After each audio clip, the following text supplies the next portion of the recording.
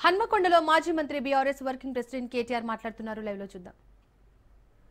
యూసుఫ్ గూడల పాదయాత్ర చేసిండు, గట్లాంటి పరిస్థితి వచ్చింది. ఓట్లు ఆఖరికి కొనుక్కొని గెలిచిండు. సరే, ఒక సీటు పర్వాలేదు, కానీ ఒకటి మాత్రం గుర్తుపెట్టుకోండి ముఖ్యమంత్రి గారు, కాంగ్రెస్ నాయకులారా, ఈ ద్రోహం ఈ మోసం ఎల్లకాలం నడవది. కేసీఆర్ గారి పోరాట స్ఫూర్తితో, కేసీఆర్ గారి నాయకత్వంలో నడిచిన మా ఉద్యోగుల చూపెట్టిన బాటలో, మా జర్నలిస్టులు చూపెట్టిన బాటలో, మా తెలంగాణ న్యాయవాదులు ఆనాడు తెలంగాణ ఉద్యమంలో చూపెట్టిన బాటలో కలిసి మళ్ళీ ఒకసారి దీక్షా దివస్ స్ఫూర్తిగా కదం తొక్కుతాం. ఏ ఓరుగల్లునైతే నువ్వు అవమానిస్తున్నావో, ఏ ఓరుగల్లుకు ప్రతీకగా ఉన్న కాకతీయ కళాతోరణాన్ని ఇవాళ తెలంగాణ రాజముద్రలకెళ్ళి నువ్వు తీసేస్తున్నావో, అదే ఓరుగల్లు నుంచే ప్రతిఘటన ప్రారంభమైతది.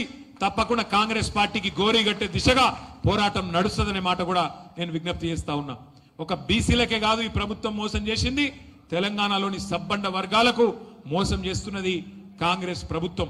అందుకే మిమ్మల్ని నేను కోరేది, కేసీఆర్ గారి స్ఫూర్తిని అందిపుచ్చుకుందాం. కేసీఆర్ గారి పోరాట స్ఫూర్తిని అందిపుచ్చుకొని సర్పంచ్ ఎన్నికైతేనేమి, ఎంపీటీసీ అయితేనేమి, జెడ్పీటీసీ అయితేనేమి, ఏ ఎలక్షన్ వస్తేనేమి కలిసికట్టుగా కదం దొక్కుదాం. ఒక్కొక్క నాయకుడు, ఒక్కొక్క కార్యకర్త, ఒక్కొక్క సోదరుడు, ఒక్కొక్క సోదరి, ఒక్కొక్క కేసీఆర్ కావాలి. ఇప్పుడు మనం ఒక్కసారి యాద్ చేసుకోండి, మనం ఒక్కరోజు ఇప్పుడు ఎంత అవుతుంది టైం? 3 అవుతుందా?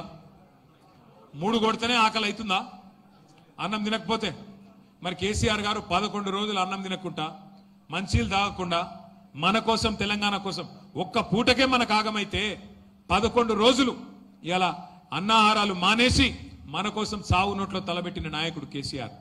అట్లాంటి నాయకుడి నాయకత్వంలో పనిచేస్తున్న మనం అదృష్టవంతులం. అట్లాంటి నాయకుడి నాయకత్వంలో తెలంగాణ సాధించిన మన పార్టీ మనకెన్నటికైనా గర్వకారణం. సరే, అధికారం ఉండొచ్చు, లేకపోవచ్చు.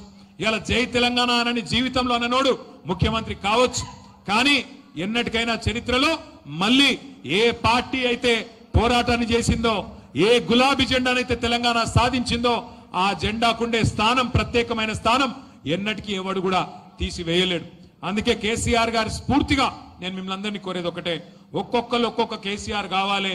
తెలంగాణలోని కార్యక్షేత్రంలో సర్పంచ్ ఎలక్షన్ అయితేనేమి, ఎంపీటీసీ, జెడ్పీటీసీ, ఏ ఎలక్షన్ అయినా తప్పకుండా కేసీఆర్ గారు ఇచ్చిన స్ఫూర్తితో ముందుకు పోదాం, బ్రహ్మాండంగా ముందుకు నడుద్దాం. ఇంకొక 2 ఏళ్లు పోరాటాలు తప్పవు, ఇంకొక 2 ఏళ్లు కేసులు తప్పవు, ఇంకొక 2 ఏళ్లు ఈ దుర్మార్గ పాలనను ఎదుర్కొనే విషయంలో తప్పకుండా పోరాటాలు తప్పవు. ఇవాళ రేవంత్ రెడ్డి ఆయన అత్త సొమ్మో, ఆయన అయ్య సొమ్మో అన్నట్టు 5 లక్షల కోట్ల భూములు హైదరాబాద్ లో అమ్ముకొని వాళ్ళ సొంత పార్టీ వాళ్లకు, వాళ్ళ అన్నదమ్ములకు ఇలా అమ్ముకునే ప్రయత్నం చేస్తా ఉన్నాడు. ఒక అవినీతి అనకొండ లెక్క అనుముల రేవంత్ రెడ్డి ఇలా రాష్ట్రానికి పట్టిన ఒక విషపురుగులాగా తయారయ్యిండు. మరి అట్లాంటి దుర్మార్గుణ్ణి ఎదుర్కోవాలి అంటే గ్రామ గ్రామాన చైతన్యం వెళ్లి విరవాలి. దీక్షా దివస్ స్ఫూర్తితో మనందరం కదం దొక్కాలి. దానికి సంబంధించి కూడా ప్రత్యేక కార్యాచరణ జిల్లాల వారీగా వస్తుంది, మనం విజయవంతం చేసుకోవాలి. కానీ దానికంటే ముందు నవంబర్ 29 నాడు దీక్షా దివస్ మరి మీ హనుమకొండలో కూడా పెద్ద ఎత్తున వినయ్ భాస్కర్ గారి నేతృత్వంలో జరుగుతుంది. అందరూ కూడా పాల్గొనండి, పెద్ద ఎత్తున ఆ రోజు సన్మానం చేయండి. ఆ రోజు అదే విధంగా 11 రోజుల పాటు మీ దగ్గర కార్యక్రమాలు చేస్తారు. ఉద్యమంలో మనతో కలిసి నడిచిన వాళ్ళు, న్యాయవాదులు కావచ్చు, విద్యార్థులు కావచ్చు, జర్నలిస్టులు కావచ్చు, కవులు, కళాకారులు, ఇంకా ఇతరులు, కుల సంఘాలు, అందరినీ కలుపుకొని ముందుకు నడవండి. కేవలం ఉద్యమానికి సంబంధించిన జ్ఞాపకాలను మాత్రమే నెమరు వేసుకోవడానికి, ఏ రకంగా రాష్ట్రాన్ని సాధించినమో గుర్తు తెచ్చుకోవడానికి పనికొచ్చే ఈ ఉత్కృష్టమైన సందర్భాన్ని అద్భుతంగా వాడుకోవాలని చెప్పి మనస్ఫూర్తిగా కోరుతూ, ఇప్పటికే ఆలస్యమైంది, దయచేసి ఇవ్వలేమనుకోవద్దని చెప్పి కూడా కోరుతూ, జై తెలంగాణ, కేసీఆర్ గారి నాయకత్వం.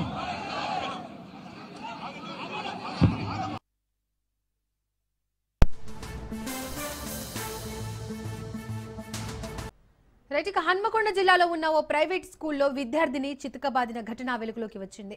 ఏకశిలా పాఠశాలలో 4వ తరగతి చదువుతున్న విద్యార్థిని హోంవర్క్ చేయలేదన్న నెపంతో టీచర్ విద్యార్థిని పట్ల కర్కశంగా వ్యవహరించినట్లు తల్లిదండ్రులు ఆరోపిస్తున్నారు. బాలికను కొట్టిన ఘటనపై విద్యార్థిని తల్లిదండ్రులు, విద్యార్థి సంఘాల నేతలు ఏకశిలా స్కూల్ యాజమాన్యంపై ఆగ్రహం వ్యక్తం చేశారు.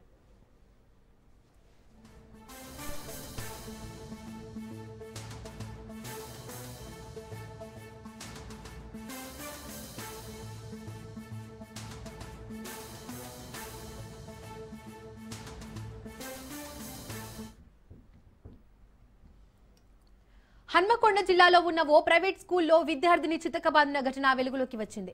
ఏకశిలా పాఠశాలలో 4వ తరగతి చదువుతున్న విద్యార్థిని హోంవర్క్ చేయలేదన్న నెపంతో టీచర్ విద్యార్థిని పట్ల కర్కశంగా వ్యవహరించినట్లు తల్లిదండ్రులు ఆరోపిస్తున్నారు. బాలికను కొట్టిన ఘటనపై విద్యార్థిని తల్లిదండ్రులు, విద్యార్థి సంఘాల నేతలు ఏకశిలా స్కూల్ యాజమాన్యంపై ఆగ్రహం వ్యక్తం చేశారు.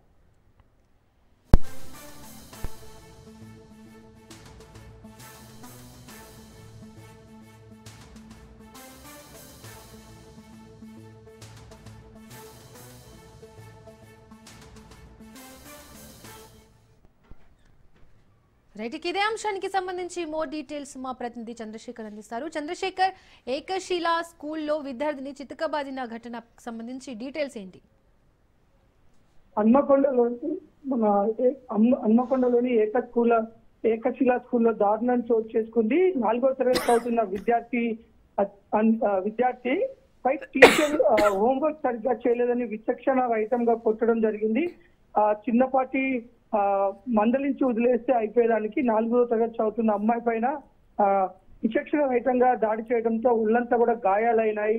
ఈ నేపథ్యంలోనే తల్లిదండ్రులు ఆ స్కూల్ కు వచ్చి యాజమాన్యాన్ని, టీచర్ని నిలదీయడం జరిగింది. ఒక చిన్న పిల్ల 4వ తరగతి చదువుకునే అమ్మాయిపై ఇలా దారుణంగా దండించడం అనేది చాలా నేరం. ఇప్పటికైనా అధికారులు వారిపైన చర్యలు తీసుకోవాలి. ముఖ్యంగా జిల్లా డిఈఓ కూడా స్పందించి ఒక స్కూల్ యాజమాన్యంపై కఠిన చర్యలు తీసుకోవాలని తల్లిదండ్రులు వాపోతున్నారు. ఎందుకంటే చిన్న పిల్లలకి కొంత మృదుగా మందలించాల్సింది పోయి ఇంత కఠినంగా, పాశవికంగా ఒక హోంవర్క్ చేయలేదనే కారణంతో ఒళ్ళంతా కూడా గాయాలు చేయడంతో విద్యార్థిని తీవ్రంగా భయాందోళనకు గురైంది. కొంత తీవ్రంగా దాడి జరగడంతో ఆ విద్యార్థికి గాయాలు, ఒంటి నిండా కూడా గాయాలు అవడం జరిగింది. ఈ నేపథ్యంలో తల్లిదండ్రులు అయితే ఇలాంటి ఘటనలకు పాల్పడుతున్న ప్రైవేట్ స్కూళ్ల పైన కఠిన చర్యలు తీసుకోవాలని విద్యార్థి సంఘాలు కూడా డిమాండ్ చేస్తున్నాయి. Right Chandrashekar, thank you.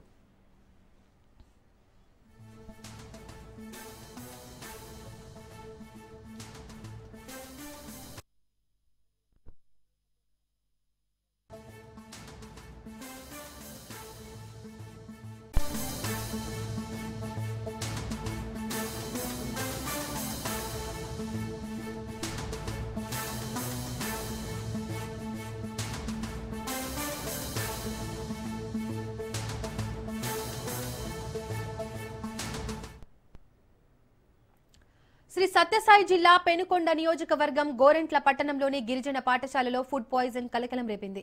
గత రాత్రి అన్నం తిన్న తర్వాత ఫుడ్ పాయిజన్ కావడంతో 6 మంది విద్యార్థులు తీవ్ర అస్వస్థతకు గురయ్యారు. సమయానికి ప్రిన్సిపల్ లేకపోవడంతో వెంటనే గుట్టు చప్పుడు కాకుండా గోరింట్ల ఆసుపత్రికి తరలించారు హాస్టల్ సిబ్బంది. విద్యార్థులకు సెలైన్ ఎక్కించిన తర్వాత హాస్టల్ కు పంపించారు. విద్యార్థుల తల్లిదండ్రులకు ఎలాంటి సమాచారాన్ని తెలపకుండా గోప్యంగా ఉంచుతున్న పాఠశాలపై పలు అనుమానాలు ఉన్నాయంటూ పేరెంట్స్ ఆవేదన వ్యక్తం చేశారు. ఎస్సీ ఎస్టీ పాఠశాలలో సరైన మౌలిక సదుపాయాలు లేక విద్యార్థులు తీవ్ర ఇబ్బందులు ఎదుర్కొంటున్నారు. ప్రతిరోజు విద్యార్థులకు పెట్టే అన్నం, కూర, మజ్జిగలోనూ పురుగులు వస్తున్నాయని విద్యార్థులు వాపోతున్నారు. వెంటనే ఉన్నతాధికారులు స్పందించి గిరిజన విద్యార్థులకు నాణ్యమైన భోజనం, విద్య అందించాలని విద్యార్థుల తల్లిదండ్రులు కోరుతున్నారు.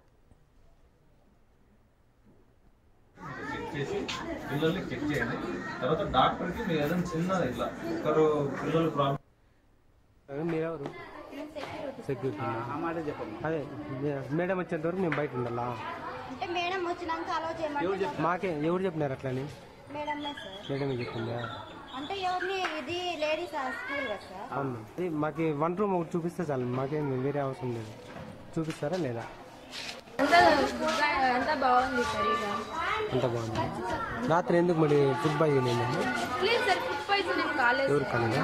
కాలేదు సార్, ఫుడ్ పాయిజన్ అయితే ఏం కాలేదు. అందరూ బాగా ఫుడ్ అయితే బాగుంది సార్. బాగుంది.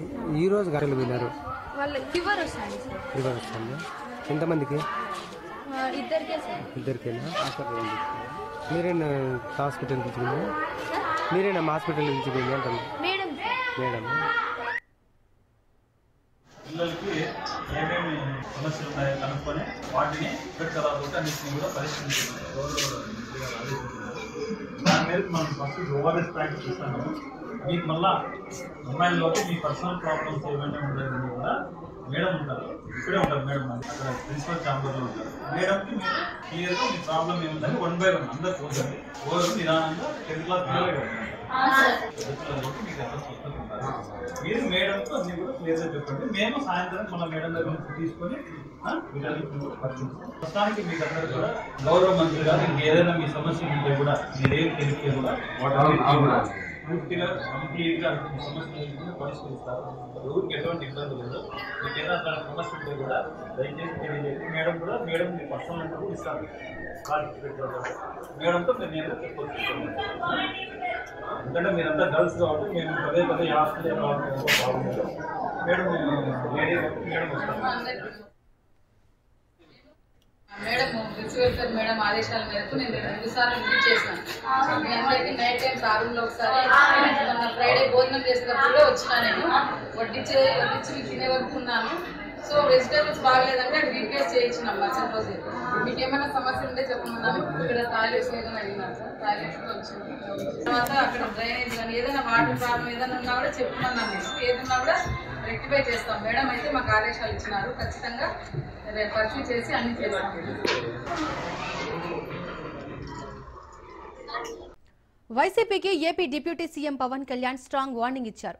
వైసీపీ పాత పద్ధతిని మార్చుకోవాలని, పాత పద్ధతిలో వ్యవహరిస్తామంటే కుదరదన్నారు. క్రిమినల్ ఆలోచనతో ఎవరొచ్చినా ఊరుకునేది లేదంటూ వార్నింగ్ ఇచ్చారు పవన్ కళ్యాణ్.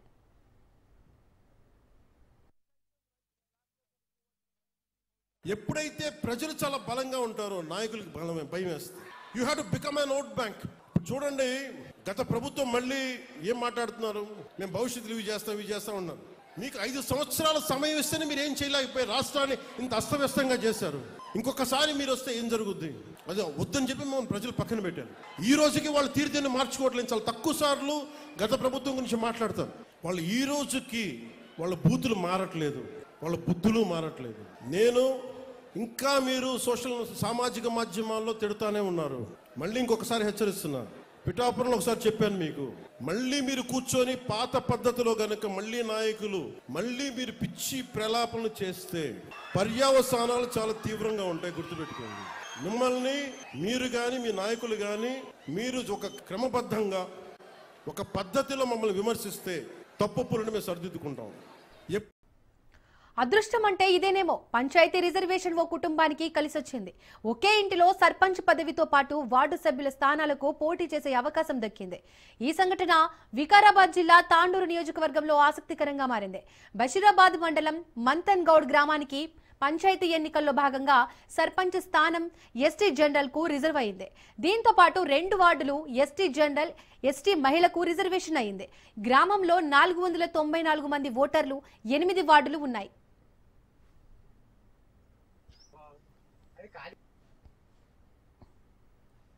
అయితే గ్రామంలో ఎస్టీ సామాజిక వర్గానికి చెందిన ఎరుకలి భీమప్ప కుటుంబం ఒక్కటే ఉంది. దీంతో సర్పంచ్ పదవితో పాటు ఎస్టీ జనరల్, ఎస్టీ మహిళా వార్డు స్థానాలు కూడా ఆ కుటుంబంలోని 3కి దక్కబోతున్నాయి. పంచాయతీ ఎన్నికలు వారి కుటుంబ పరిస్థితులను మార్చబోతున్నాయి. ఈ ఆసక్తికర ఘటన చర్చనీయాంశమైంది. దీనిపై ఎరుకలి భీమప్ప భార్య వెంకటమ్మ మాట్లాడుతూ, ఇంకా ఎలాంటి నిర్ణయం తీసుకోలేమని గ్రామ పెద్దలతో చర్చించిన అనంతరం నిర్ణయం తీసుకుంటామని అన్నారు. ఎంతమంది పిల్లల్ని? 2 కొడుకులు, 1 బిడ్డ. పెళ్ళి అయింది. ఎవరు పిల్లలు అయినరు, ఎవరు వాళ్ళ నేను ఒక్కనే ఎస్టీకి వచ్చింది. నువ్వేమనుకుంటున్నావు దాదా? ఇప్పుడు నీకు ఒక్కనికి వచ్చింది కదా, నీకు ఎట్లా అనిపిస్తున్నది? మాట్లాడుకొని చెప్తాం. పెద్దలకి ఊళ్ళ గ్రామం ఉన్నది కదా, అడగాలి వాళ్ళ కాలికి మాట్లాడుకొని పోటీ చేసుకుంటాం. 20 ఏళ్ళు అవుతుందా? పెళ్లిళ్ళు అయిపోయినాయి మొత్తం. ఇక్కడనే అవుతున్నాం. ఊరంతా మాట్లాడుకున్నాలే, అందరము ఇసుకాలను ఊరు అంతా మాట్లాడుకున్నాలే. వాళ్ళంతా ఏమంటే అదే కారా, మాకు అందరం ఒకటే ఉంటే మంచిగా, మేము కూడా వాళ్ళని మించి మేము పోము, మమ్మల్ని మించి వాళ్ళు పోరు, మంచిగా ఉండాలి, అంతా కలిసిమెలిసి ఉంటాము చేసుకున్నాలని. మాది ఒక్కటే ఉండదు. ఎస్టీళ్ళు మా కొడుకులే మల్లెల ఇటంతా ఈయనే పెళ్లి అయిపోయింది. మా కోడళ్ళు కొడుకులంతా ఉండరు, అంతా మంచిగా ఉండము.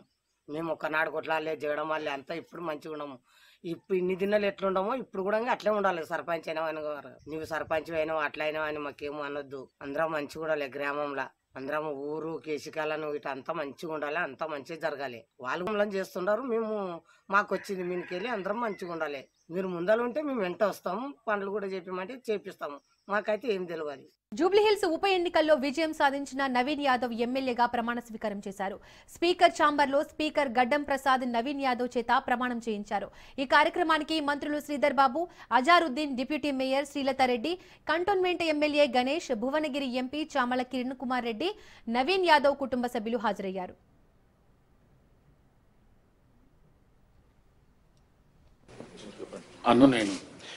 నవీన్ యాదవ్ వి అనే నేను శాసనసభ సభ్యునిగా ఎన్నికైనందున శాసనం ద్వారా నిర్మితమైన భారత రాజ్యాంగం పట్ల నిజమైన విశ్వాసం, విధేయత చూపుతానని, భారతదేశ సార్వభౌమాధికారాన్ని, సమగ్రతను కాపాడుతానని, నేను స్వీకరించబోయే కర్తవ్యాన్ని శ్రద్ధశక్తులతో నిర్వహిస్తానని దైవసాక్షిగా ప్రమాణం చేస్తున్నాను. తెలంగాణ శాసనసభ సభ్యుడైన నవీన్ యాదవ్ వి అనే నేను సభ నియమాలకు కట్టుబడి ఉంటానని, వాటిని అనుసరిస్తానని, సభ మర్యాదలను పాటిస్తానని, సాంప్రదాయాలను గౌరవిస్తానని దైవసాక్షిగా ప్రమాణం చేస్తున్నాను.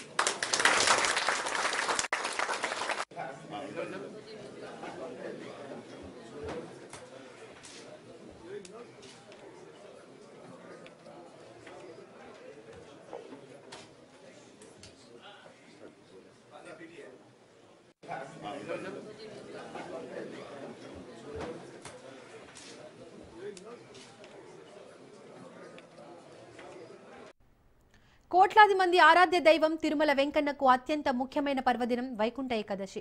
వైకుంఠ ఏకాదశి నాడు స్వామివారిని దర్శించుకుంటే వైకుంఠ ప్రాప్తి కలుగుతుందని భక్తుల విశ్వాసం. దేశంలోని ప్రధాన వైష్ణవ ఆలయాలలో వైకుంఠ ఏకాదశి నాడు మూల విరాట్ను దర్శించుకుని ఉత్తర ద్వారం గుండా ప్రవేశించడం ద్వారా వైకుంఠ ప్రాప్తి చెందుతారని నమ్మకం. కానీ తిరుమల శ్రీవారి ఆలయంలో మాత్రం ఉత్తర ద్వారానికి బదులుగా వైకుంఠ ప్రదక్షిణ ద్వారం ఉంటుంది. ఆ మార్గం గుండా జీవితంలో ఒక్కసారైనా వెళ్లాలని భక్తుల ఆకాంక్ష. దీనికోసం పరితపిస్తుంటారు ప్రతి సంవత్సరం.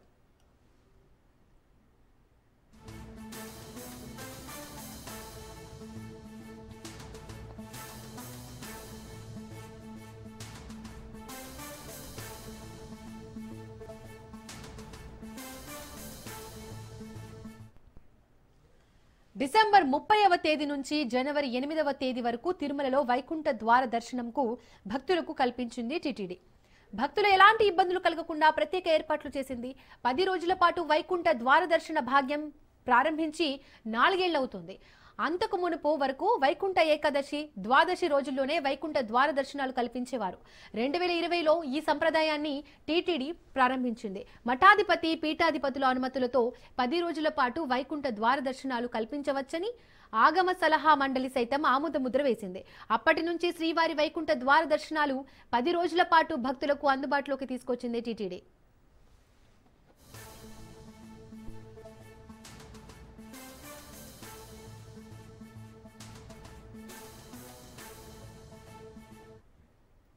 ఈ ఏడాది డిసెంబర్ 30 నుంచి వచ్చే ఏడాది జనవరి 10 వరకు సాగే వైకుంఠ ద్వార దర్శనాల కోసం టీటీడీ ప్రత్యేక ఏర్పాట్లు చేస్తోంది. తొక్కిసలాట ఘటన పునరావృతం కాకుండా ప్రత్యేక జాగ్రత్తలు తీసుకుంటున్నారు. గత అనుభవాలను దృష్టిలో ఉంచుకొని వివిధ విభాగాధిపతులతో సమీక్షలు నిర్వహించింది. ఫీడ్బ్యాక్ సిస్టమ్ ద్వారా శ్రీవారి సేవకుల సహాయంతో దాదాపు 1,00,000 మందికి పైగా భక్తుల నుండి అభిప్రాయం సేకరించింది. వేలాది మంది భక్తుల ఫీడ్బ్యాక్తో సర్వదర్శన భక్తుల సౌకర్యార్థం ఈసారి పెద్ద ఎత్తున టోకెన్స్ జారీ ప్రక్రియలో విప్లవాత్మక మార్పులు తీసుకొచ్చింది టీటీడీ.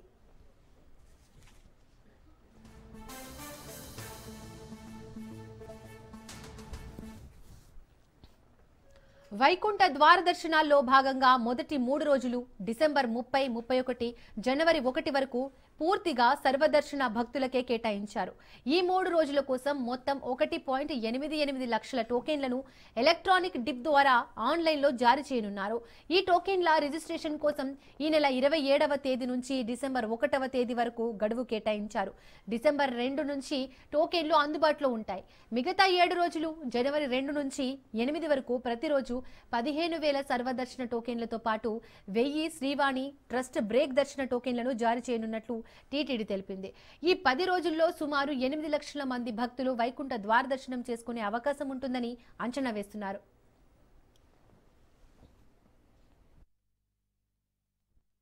ఈ వైకుంఠ ఏకాదశి డిసెంబర్ 30 నుంచి జనవరి 8 వరకు గొప్ప కార్యక్రమం. గతంలోనే కొన్ని ఏర్పాట్ల గురించి మీకు సవివరంగా వివరించడం జరిగింది.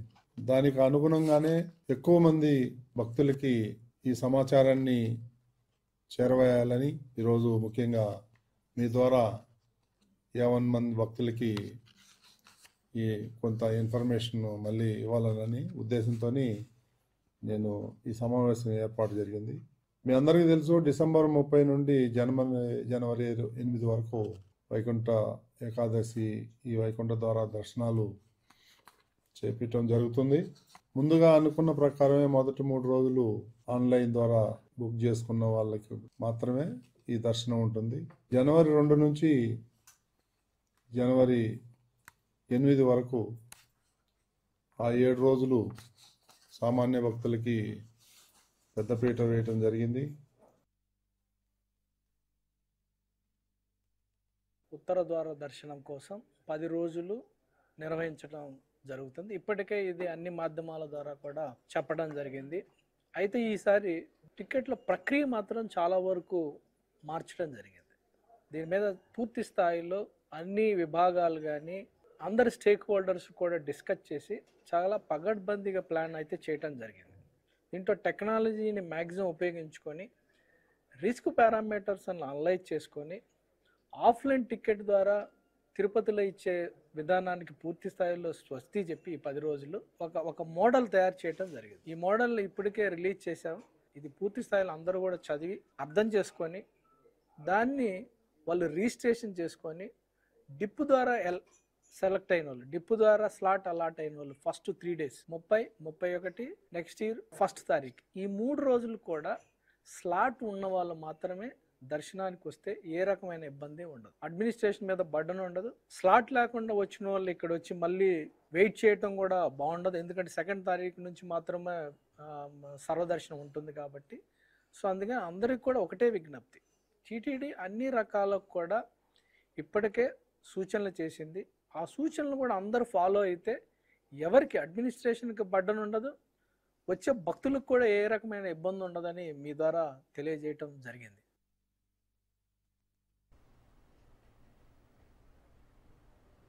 సర్వదర్శన భక్తులకు మరింత సమయం కేటాయించడం కోసం వీఐపీ బ్రేక్ దర్శనాలను టీటీడీ భారీగా తగ్గించింది.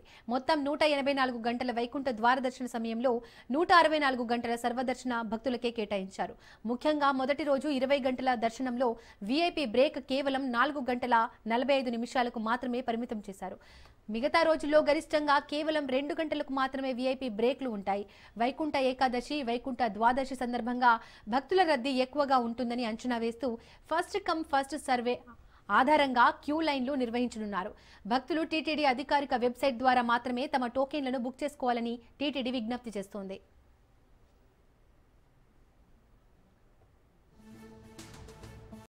కడప జిల్లా పులివెందులలో వైసీపీ అధినేత మాజీ సీఎం జగన్ పర్యటించారు.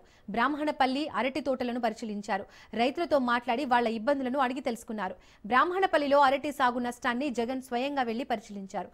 అలాగే పులివెందులలో మూతపడ్డ అరటి సమీకృత ప్యాక్ హౌస్ ను ఆయన పరిశీలించారు.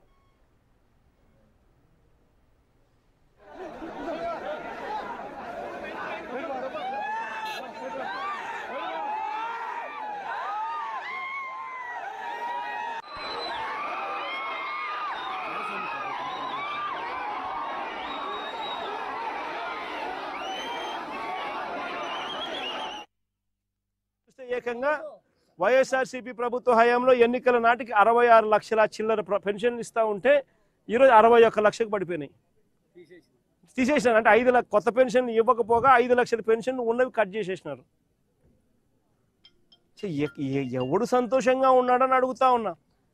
మరోవైపున చూస్తే గవర్నమెంట్ రంగంలో గవర్నమెంట్కి సంబంధించిన ఆస్తులు మెడికల్ కాలేజీలు అమ్మాలని చూస్తాడు. శనికాయలకి బెల్లాలకు మెడికల్ కాలేజీలైనా అమ్మేస్తున్నాడు. గవర్నమెంట్ భూములైనా కానీ శనికాయలకు బెల్లాలకు ఇష్టం వచ్చినట్టు స్కాములు చేస్తూ అమ్మేస్తాడు. రాష్ట్రానికి సంబంధించిన ఏ ఆదాయం కూడా రాష్ట్ర ప్రభుత్వ ఖజానాకు రాకుండా చంద్రబాబు నాయుడు దోచేస్తా ఉన్నాడు. మద్యం నుంచి మొదలు పెడితే మద్యము, ఇసుక, మట్టి, క్వాడ్స్, సిలికా ఏదైనా చెప్పండి, రాజధాని భూముల దగ్గర నుంచి ఏకంగా రాష్ట్రంలో భూముల అమ్మకం దగ్గర నుంచి శనక్కాయలకు బెల్లాలకు అమ్మడం దగ్గర నుంచి అమరావతి పేరుతో ఆయన స్క్వేర్ ఫీట్కి 10,000 రూపాయలు చొప్పున కాంట్రాక్టులు ఇస్తూ స్కాములు చేస్తూ కడతా ఉన్న కాంట్రాక్టుల వరకు టోటల్గా రాష్ట్ర ప్రభుత్వాన్ని అన్ని రకాలుగా రాష్ట్ర ఖజానాను లూటీ చేస్తూ ఉన్నారు. చంద్రబాబు నాయుడు ఆయన ఎల్లో గ్యాంగు అందరూ వాళ్ళే దోచుకునేది పంచుకునే దానికి, దీనికే వాళ్ళకి సమయం సరిపోవడంలా. రైతుల పరిస్థితి పట్టించుకునే పరిస్థితి సమయం ఉందా చంద్రబాబు నాయుడు అని చంద్రబాబు నాయుడు గట్టిగా అడుగుతా ఉన్నా. అయ్యా చంద్రబాబు నాయుడు మేలుకోకపోతే వీళ్ళందరి తరఫున రాబోయే రోజుల్లో తీవ్రమైన ఉద్యమాలు తప్పకుండా జరుగుతాయి. చంద్రబాబు నాయుడు గారిని గద్దె దింపే కాలం కూడా త్వరలోనే వస్తుంది. దేవుడు మొటికాయలు వేస్తాడు, ప్రజలు కూడా గట్టిగా చంద్రబాబు నాయుడు దింపే రోజులు త్వరలోనే ఉన్నాయని చంద్రబాబు నాయుడు గట్టిగా మందలిస్తూ చెప్తా ఉన్నా.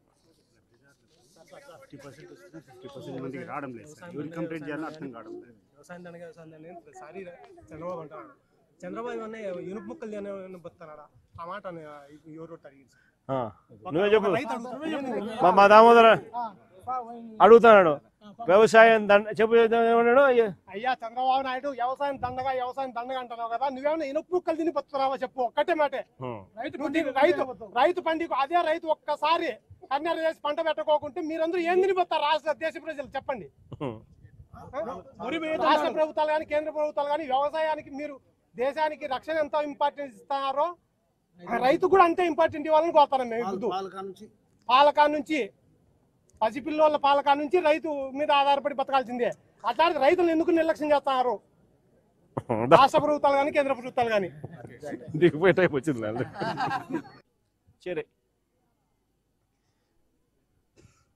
దాదాపుగా చంద్రబాబు నాయుడు గారి ప్రభుత్వం మొత్తం చూస్తే ఈ 18 నెలల కాలంలో ఈ 18 నెలల కాలంలో దాదాపుగా 16 సార్లు కరువు వల్లనో లేకపోతే వరదల వల్లనో అతివృష్టో అనావృష్టో రైతులు నష్టపోయిన పరిస్థితులు, ఇన్పుట్ సబ్సిడీ ఇవ్వాల్సిన ఆవశ్యకత కలిగిన పరిస్థితులు. ఈ 18 నెలలలో 16 సార్లు అటువంటి పరిస్థితులు ఉత్పన్నమైతే ఇన్పుట్ సబ్సిడీ చంద్రబాబు నాయుడు గారు ఇవ్వాల్సిన అవసరమున్న పరిస్థితులు ఉత్పన్నమైతే చంద్రబాబు నాయుడు గారి 18 నెలల్లో రైతులకు చేసింది ఏమిటి అంటే బోర్డు సున్నా. నిన్న జరిగిన తుఫాను కూడా లెక్కేసుకుంటే ఇన్పుట్ సబ్సిడీనే దాదాపుగా 1100 కోట్ల పైచిలకు రైతులకు ఇవ్వాల్సిన input subsidy first of all లెక్కలు తగ్గించి చూపిస్తా ఉన్నారు. రైతులకు రైతులకు ఇవ్వాల్సి వస్తుందేమో అని చెప్పి కనీసం ఆ తగ్గించిన లెక్కలైనా కూడా కనీసం ఇస్తా ఉన్నారు అని అంటే అది కూడా ఇవ్వని పరిస్థితి.